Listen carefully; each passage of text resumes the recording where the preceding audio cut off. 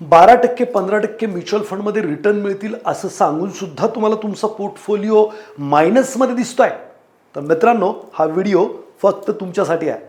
बघा, तुम्ही कोणाकडूनही SIP सुरू केलेली आहे किंवा बाहेर मार्केटमध्ये ऐकलंय किंवा म्युच्युअल फंडमध्ये 12-15% return over a period of टाईममध्ये बनवू शकतात आणि तुम्ही मार्केटमध्ये पैसे टाकलेत आणि पैसे मायनस झालेले आहेत आणि आत्ता कळत नाही 12% 15% म्हणणारी लोक किंवा हे माहीत होतं 12% 15% मिळणार आहे, 12% 15% वाढले तर नाहीच पण 12% 15% पोर्टफोलिओ मायनस दिसतोय, CAGR मायनस दिसतोय आणि भीती वाटते नक्की काय करायचं.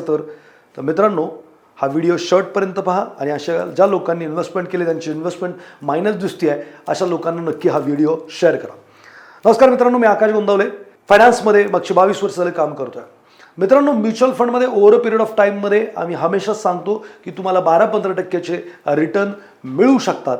मिळतील अशी गॅरंटी नाही, सब्जेक्ट टू मार्केट रिस्क आहे असंही आम्ही तुम्हाला सांगत असतो की सब्जेक्ट टू मार्केट रिस्क म्हणजे काय, मार्केटच्या चढ उतारावरती तुमचे रिटर्न कमी अधिक होऊ शकतात पण ओव्हर अ पिरियड ऑफ टाईममध्ये GDP प्लस इन्फ्लेशन एवढे रिटर्न्स बनूच शकतात. GDP म्हणजे ग्रॉस डोमेस्टिक प्रोडक्शन, जे काही आपण करतो ते ॲग्री सेगमेंट असेल, सर्व्हिस असेल किंवा इंडस्ट्री प्रोडक्शन असेल, त्याचं कम्युनिटी उत्पन्न किती टक्क्यांनी वाढलं त्याला आपण GDP असं म्हणतो. आणि दुसरं म्हणजे महागाई. या दोन्हींना प्लस करून जेवढे म्हणजे रिटर्न बनतील तेवढे तुम्हाला मिळणार असं. तर साधारणपणे GDP 5-6% पुढचे 10-15 वर्ष राहील असा अंदाज आहे आणि महागाई सुद्धा 4-5-6% वाढेल. म्हणजे 12%चे रिटर्न हे तुम्ही एक्सपेक्ट करू शकता मार्केटमधून. आता रिटर्न गेम जी आहे ती कशी वर्क करते त्यासाठी मी हा चार्ट बनवण्याचा प्रयत्न केलेला आहे. याच्यामध्ये बघा, रिटर्न गेम कशी आहे तर तुमचे एक्सपेक्टेशन काय असतात आणि रियालिटी काय असते हे मी दाखवण्याचा प्रयत्न केला आहे. बघा, तुमचे एक्सपेक्टेशन कसे असतात की तुम्ही पैसे इन्व्हेस्टमेंट केले की ते जे पैसे आहेत असे चालायला सुरू करतील, असे सरळ वरती जातील, कुठेही थांबणार नाहीत. म्हणजे 12% म्हणजे कसं की तुम्ही समजा 1000 रुपये गुंतवले की पुढच्या वर्षी तुमचे 12% म्हणजे 1020 रुपये होतील, त्याच्या पुढच्या वर्षी त्याचं कंपाऊंडिंग 1264 रुपये होतील. म्हणजे काय, सरळ सरळ तुम्हाला over a period of time 12% return मिळतील. म्हणजे तुमचा जो काही ग्राफ आहे तो असा वरती चढणारा राहील असं तुमचा अपेक्षा असते. आता स्टॉक मार्केट जे प्रकार आहे आणि 4-5 वर्षामध्ये तुमच्याकडे 1762 रुपये होतील असं तुमचं एक्सपेक्टेशन आहे आणि हे राईट पण आहे.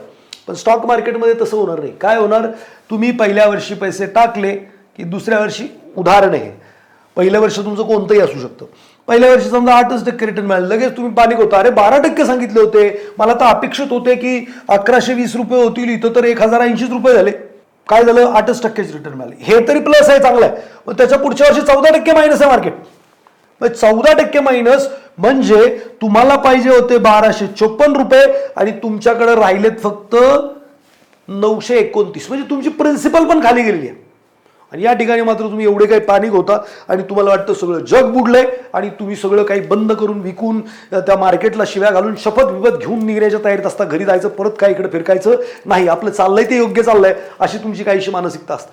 त्याच्यानंतर काय होतं, पुढच्या वर्षी व्हेरी अर्जंट फार मोठा गेन येतो आणि 50% रिटर्न वाढतात. 50% मार्केट वाढतं. 929 डायरेक्ट 1375 होतं.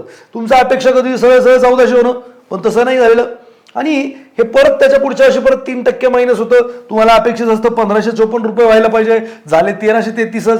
त्याच्या पुढच्या वर्षी परत 32% मार्केट वाढतं आणि या सगळ्यांचं कम्युनिटी ॲव्हरेज येतो तो 12% येतो. 5 वर्षांनी तुम्हाला इकडे पण 1760च मिळतात आणि तुमच्या एक्सपेक्टेशननुसार जे असं असतं ते असं होत नाही. तर मार्केट हे असं जातं, असं येतं, असं जातं, असं येतं, असं जातं, असं येतं, असं येतं, पोचतं इथंच. जे इथं पोचलंय ना तिथंच हे पोचणार आहे. फक्त ही वोलाटिलिटी मार्केटमध्ये राहते आणि जर तुम्हाला ही वोलॅटिलिटी एक्सेप्टच नाहीये तर तुम्ही मार्केटच्या लायक नाही आहात, तुम्ही वेल्थ क्रिएशनच्या लायक नाही आहात. माना अथवा मानू नका.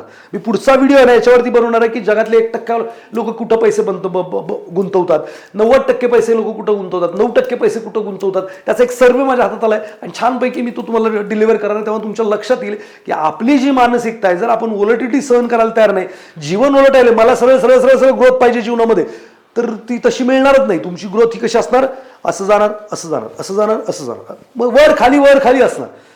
मग आता तुम्हाला जर वर खाली नको तर तुम्ही आत्महत्या केली पाहिजे. नहीं बाबा मला हमेशा खुशी के दिन ही चाहिए, कभी खुशी कभी गम नहीं चाहिए, हर वक्त खुशी चाहिए, तो ऐसा नहीं होगा। हर वक्त ग्रीन चाहिए, नहीं होगा। ये रेड भी होगा, ग्रीन भी होगा, सब कुछ होगा। और अगर हे जर तुम्ही एक्सेप्ट करताय तर मात्र तुमची वेल्थ इथं मोठ्या प्रमाणावर क्रिएट होऊ शकते। आणि जर तुम्हाला वाटतं की बाबा नाही बाबा ज्या वेळेला मग मला प्रॉफिट बुक करायचं आहे त्याच वेळेला समजा जर हे झालं, काय झालं, मार्केट खाली आलं जोरात, तर मग मी काय करायचं? काही नाही मित्रांनो, तुम्ही आहे ना 10 वर्षासाठी गुंतवणूक करताय उदाहरणार्थ, तर 3 वर्ष तुमचं गोल पूर्ण व्हायला, समजा मुलाच्या शिक्षणासाठी 10 वर्षासाठी तुम्ही पैसे गुंतवताय आणि 3 वर्ष बाकी आहेत, आता 7 वर्ष पूर्ण आहेत, लगेच अनालिसिस करून घ्या। मार्केट जर पिकला असेल तर तुमचा ॲडवायझर किंवा तुमचं मदतनीस तुम्हाला ही मदत नक्की करू शकतो। आता मार्केट पिकलाय, फंड मॅनेजरचं पण म्हणणं आहे की जरा थोडंसं सावध राहिलं पाहिजे, मग अशा वेळेला तुम्ही 50% प्रॉफिट बुक करून डिफेन्सिव्ह फंडला घेऊ शकता, और 75% प्रॉफिट बुक करून डिफेन्सिव्हला घेऊ शकता। म्हणजे हायेस्ट रिटर्न जे आहेत ना ते तुम्ही तुमच्या घरी आणू शकता। मग 25%, 30% किंवा त्यावेळेला तिसऱ्या वर्षी समजा तुम्ही बघायला गेला मार्केट डाऊन आहे बुवा, तर पुढे 1-2 वर्षामध्ये मार्केट आपला जाईल ना त्यावेळी एक्झिट 100%। म्हणजे काय, जे काही मॅक्सिमम रिटर्न्स आहेत ते घरी आणण्यासाठी तुमचं गोलचं टाइम हॉरिझॉन काय आहे, जे लॉंग टर्मचं गोल आहे मिड टर्ममध्ये कन्वर्ट झाल्यानंतर थोडंसं ॲसेट ॲलोकेशन किंवा ॲसेट क्लास बदलला पाहिजे, किंवा शॉर्ट टर्ममध्ये कन्वर्ट झाल्यानंतर ॲसेट क्लास बदलला पाहिजे, याचं जर ज्ञान तुमच्याकडे आहे तर मला नाही वाटत की मार्केटमधनं हायेस्ट रिटर्न फक्त बघण्याची गोष्ट आहे, तर ते घरी आणण्याची सुद्धा गोष्ट आहे असं मला प्रामाणिकपणे वाटतं। सो डेफिनेटली तुम्ही याचा विचार करा आणि नक्कीच जर तुमचा पोर्टफोलिओ वर खाली होतोय आणि त्याची तुम्हाला भीती वाटते तर एक समंजस, नॉलेजेबल, एक मार्गदर्शक, एक गुरु निवडा आणि त्याला फॉलो करा, ज्यांनी खरंच हे वेल्थ क्रिएट केलेली आहे त्याच्या स्वतःच्या जीवनामध्ये। तुम्हाला जर अधिक काही माहिती पाहिजे तर खाली दिलेल्या नंबरवरती नक्की संपर्क करा। तुम्हाला जर स्टॉक मार्केटमध्ये इंटरेस्ट आहे, मल्टी बॅगर स्टॉक्स कसे निवडायचे, तुम्हाला इंट्राडे फ्युचर ऑप्शन करून तुम्ही वैतागलेले आहात, पैसे घालवलेले आहेत आणि तुम्हाला लॉंग टर्ममध्ये सुखानी शांतीने जर श्रीमंती मिळवायची आहे तर मित्रांनो मी एक कोर्स घेतोय, त्याचं नाव आहे art of spotting the multibagger. तर हा जो कोर्स आहे तो एप्रिल महिन्यात मी घेतोय, 25, 26, 27 लोणावळा येथे। तुम्ही कुठेही राहत असाल तर डेफिनेटली या कोर्ससाठी एनरोल करा।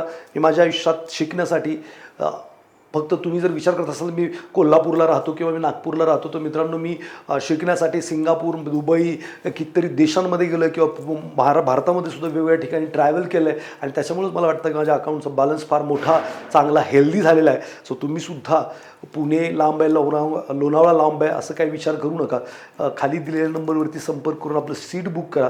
तुम्हाला सुद्धा आर्ट जी कला आहे मल्टीबॅगर शोधण्याची ती 100% शिकता येईल। वोलेटॅलिटीची भीती वाटते, मार्गदर्शकाची गरज आहे, तरीसुद्धा खाली दिलेल्या नंबरवरती फोन करा। विल हेल्प यू टू कशा पद्धतीने तुमचं ग्रीड किंवा फिअर पासून तुम्ही दूर जाल आणि चांगली वेल्थ क्रिएट कराल, याच्यासाठी आम्ही नक्की हेल्प करू।